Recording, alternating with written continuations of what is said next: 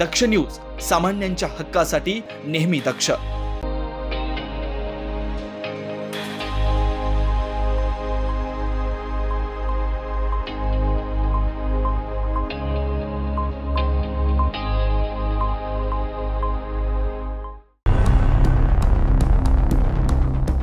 एक ब्रेकिंग बातमी समोर येत आहे।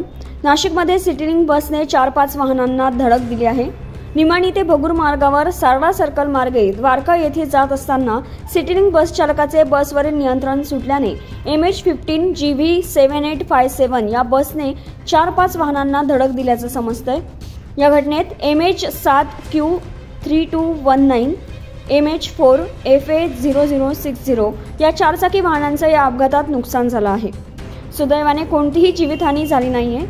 दरम्यान चालकाला फीट आल्याने हा अपघात झाला असल्याची माहिती आहे। तर या घटनेनंतर परिसरात एकच गर्दी झाल्याचं दिसून आलं। मात्र दिवसेंदिवस सिटीलिंक बस अपघातात वाढ होत आहे। चालकांची आरोग्य तपासणी वेळोवेळी केली जाते की नाही असा प्रश्न उपस्थित होत आहे। जास्तीत जास्त अपघात हे चालकांच्या चुकीमुळे होत असल्याचं दिसून येत आहे। तर हा प्रवाशांच्या जीवाशी खेळ सुरू असल्याचं बोललं जात आहे। मात्र यामुळे आता पुन्हा एकदा सिटीलिंक बस सेवा ही वादाच्या भोवऱ्यात सापडली आहे। शुभम आहिरे, दक्ष न्यूज, नाशिक।